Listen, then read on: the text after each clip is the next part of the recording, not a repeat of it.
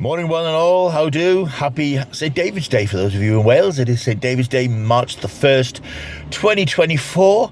And I'm back. Apologies for the YouTube silence, more or less, over the last couple of weeks. Not been a lot going on. I've put a couple of videos up, but nothing much. So hopefully things will start to pick up now that spring has beginning to spring has sprung. Spring is about to spring, hopefully. Today is Dune Day. It's first full screenings of Dune in the UK. I think there were some yesterday, but I'm off to see it at my local View. 11 o'clock screening. It's now about 20 past 10. Unfortunately, I understand it is one of those films you need to see on the biggest possible screen. The nearest cinema to me that has the biggest possible screen is Showcase with the X Plus, but they aren't available till this afternoon, and this afternoon inconvenient for me to go to the cinema.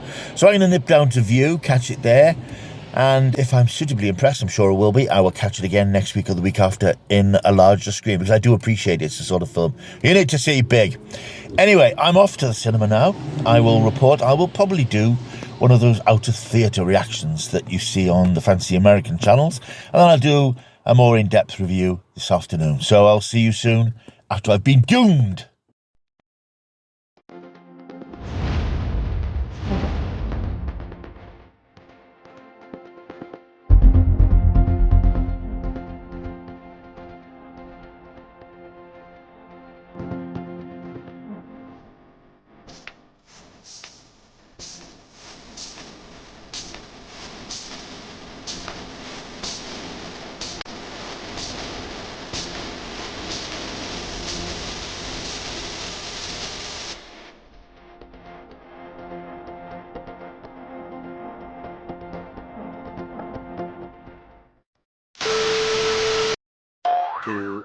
Later.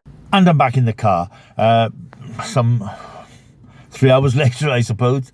4 hours, nearly 4 hours ago. I was setting off to see Dune Part 2, and I've seen it. I'm back in the car. I really dislike the expression, I have to process this, which people churn out about everything anything that happens to them, anything they do, anywhere they go, anything they eat. I'm going to process this. I'm going to process this film. It's an extraordinary cinematic achievement. I mean, wow. I saw it on the View screen, which isn't a huge screen, obviously. I will need to see it again in the bigger screen to get the full scale of it. I mean, it looks extraordinary. What a magnificent piece of filmmaking. Denis Villeneuve is the go-to man for proper science fiction films, I think, and this is proper science fiction. If you think of Marvel films and various science fiction franchises that we see, they're sci-fi light. This is proper hard, real, deep science fiction. I've never read the books by Frank Herbert, I never will, but this is proper thinking man science fiction, and I do need to process it. There's a lot to say about it. I will say that I've seen a lot of commentators online saying that it's a religious experience, and I thought that was a little bit pompous. It's trying to make something bigger out of something that's big anyway, but I think it is, not in the sense that you have a religious epiphany watching it, but its themes it's very much a religious film. It's based on fundamentalism and obsession and prophecy and the rising to power of a great person who influences other people. Not in a YouTube way, of course. So it has very much religious themes fed right through it, and I suppose the first Dune did as well. But I need to think about it more, so I will return to this for a fuller review and breakdown very soon. And we're back in the cinema room now, another 3 hours or so later, to talk about Dune Part 2 properly. Now I've had time to reflect upon it, now I've had time to unpack it and think about it, and I haven't actually really done any of those things particularly, but the film has just settled in my head, and yeah, it is a superb masterpiece, an enduring masterpiece of sci-fi cinema. As I said, this is proper sci-fi. This is not Star Wars space opera, it's not Star Trek, it's not Doctor Who, it's none of those things. This is proper hard science fiction in a very real sense, and I sometimes find that a bit difficult to get to grips with. The issue I often have in films set out in space and other planets and so on is, I don't care. I don't care what happens on this planet. These people aren't human. They're nothing to do with Earth. Why should I give a damn? And that is a problem with a lot of this sort of science fiction for me. Dune somehow very artfully manages to circumvent that problem by just being so damn good. Denis Villeneuve is a master craftsman of science fiction. He's probably the most exciting talent we have working in the genre now. If you think of the films he's done in the past, Arrival was a superb first contact film.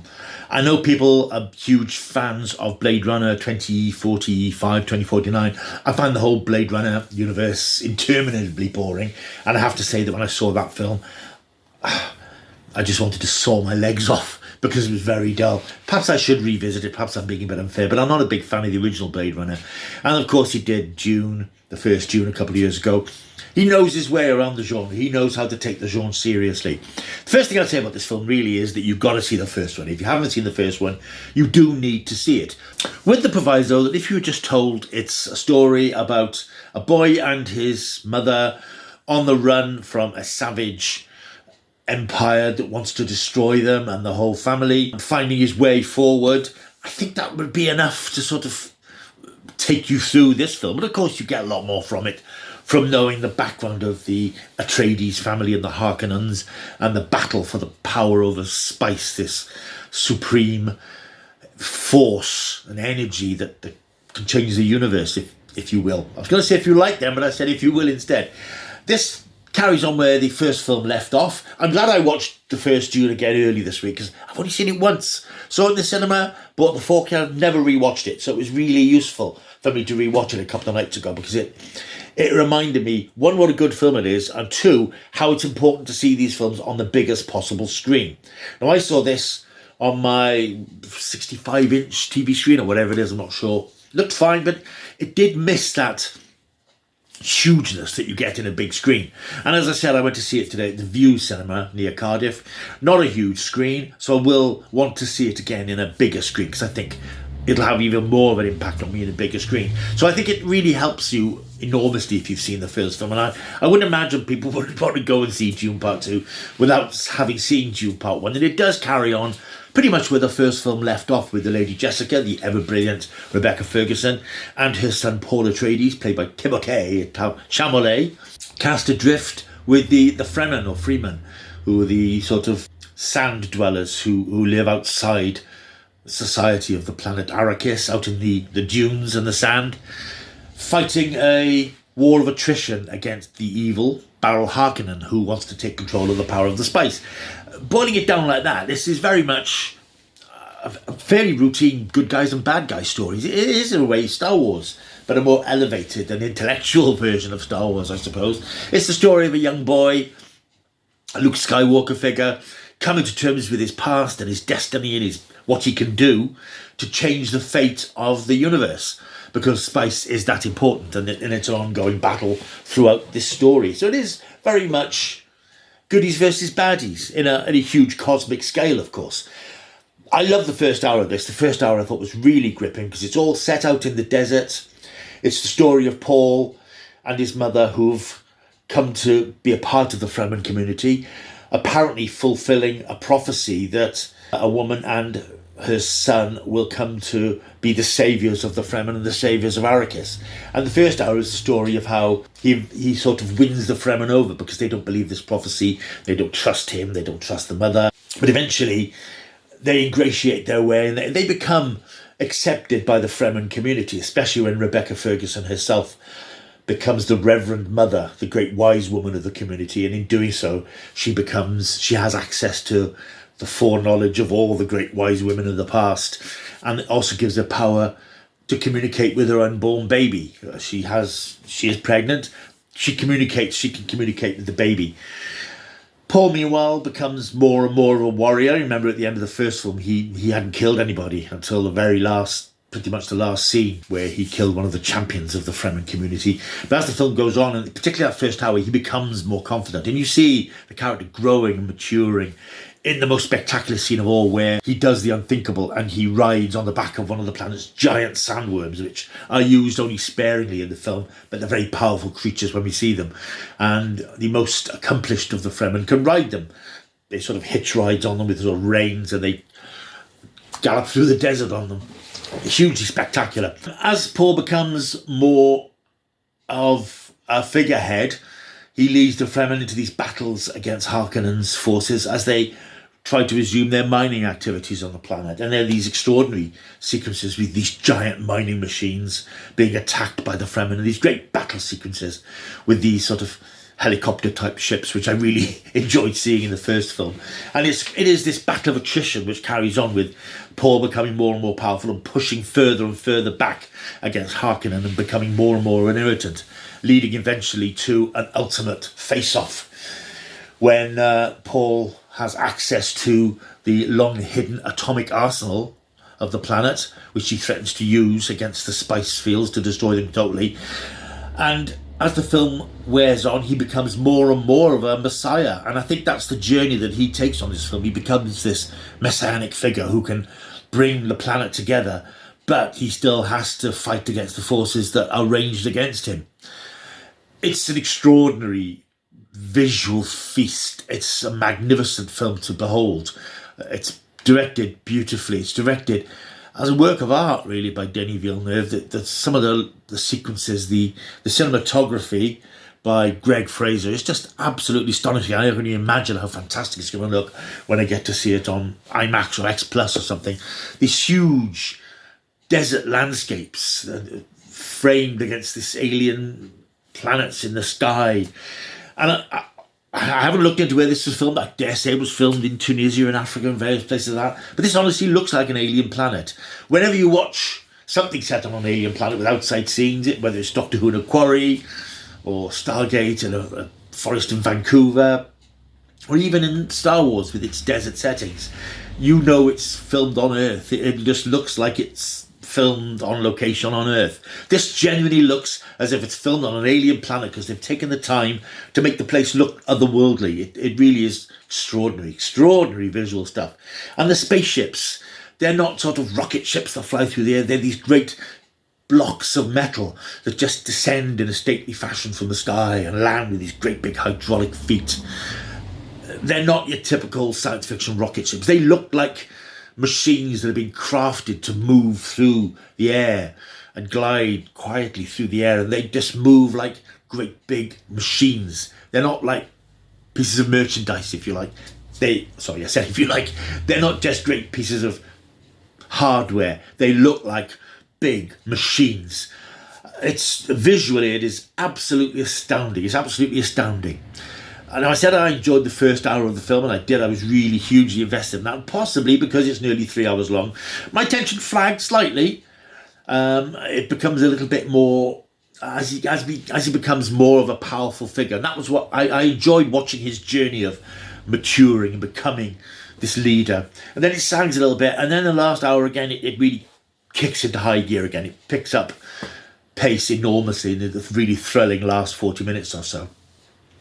And I think what the film does, as I mentioned earlier on, it is very much, I think it reflects certain political situations and religious situations that we see on Earth, about fundamentalism and obsession and belief in your way is the right way and your religion is the right religion. I'm not going to go into all the ins and outs of that. We see it on the news every day. But it very, very much reflects that sort of fervour. And you get that particularly with Paul Atreides when he becomes more and more powerful.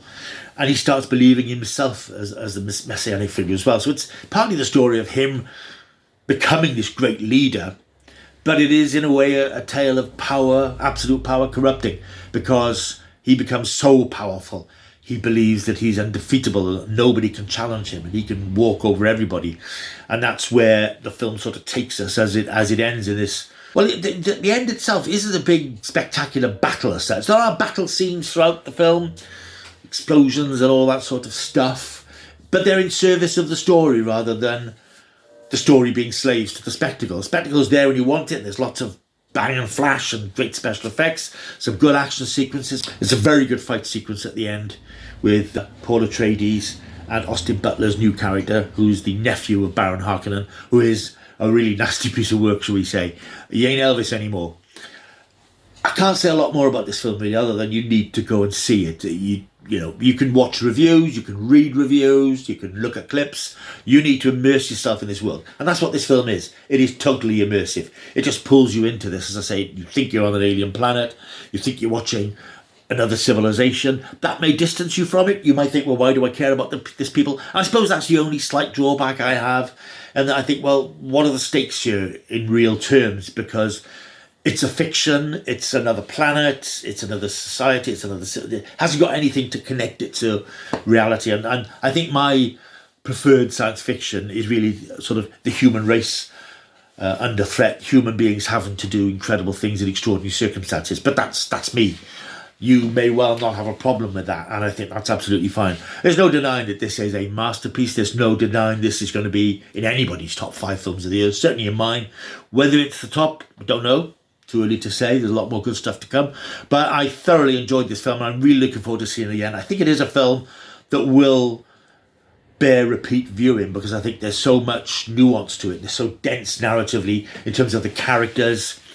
You will get more out of it the more and more you see it. Certainly on first watch, a pretty breathtaking film, an incredible achievement in this day and age when genre filmmaking is often plays to the lowest common denominator. This doesn't do that at all. You need to have your wits about you watching this, and it is one that you will get more and more from, I think, the more and more you see it. Of course, I have to mention the superb cast. I mean, what a cast we have here. Timothée Chalamet is great as Paul Atreides. Rebecca Ferguson can do no wrong for me. She's absolutely magnificent. Xavier Bardem as Stilgar, the leader of the Fremen. You've got Zendaya, who plays Chani, who's one of the Fremen, who is a bit sceptical of Paul at first.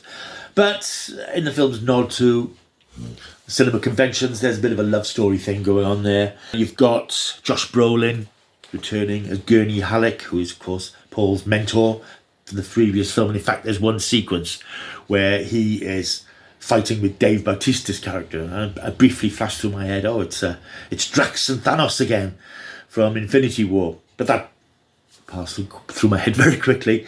And you've got Stellan Skarsgård as the fairly grotesque Baron Harkonnen. Newcomers Florence Pugh and Christopher Walken don't get a lot to do. To be fair, they're sort of side characters, but everybody is on their top game. Even Christopher Walken, who, to be honest, does look a bit baffled throughout it. I don't think he really followed the story as such. But everybody is perfectly cast and they give superb performances. It is a hell of a film and you really need to go and see it. I'm going to give it 9.5 out of 10. 9.5 out of 10 for Dune Part 2.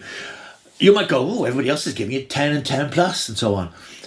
Just that little niggle about, the fact that it is humanoid people behaving like humans, but they're aliens on another world, and you sort of think, well, there's something in the back of my head says, why should I care about this? But you do care because it is so well crafted as a film. It's an absolute masterpiece in so many ways. It's not a big balls to the wall action film, but when the action comes, it knocks your socks off. It's a great film, so go and see it for God's sake.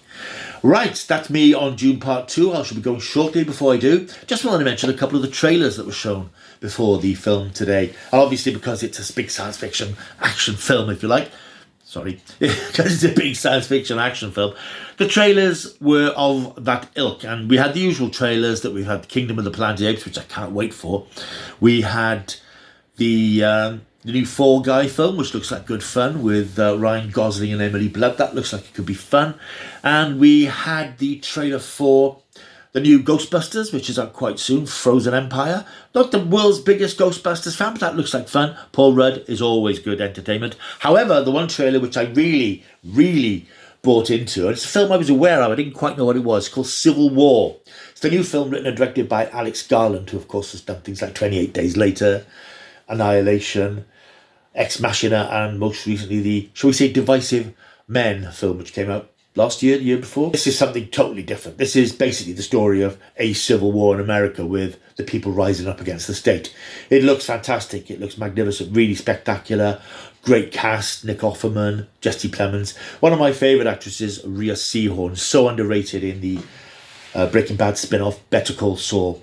This is out sometime in the summer. It looks excellent. It looks like an action film with a bit of brains to go with a bang.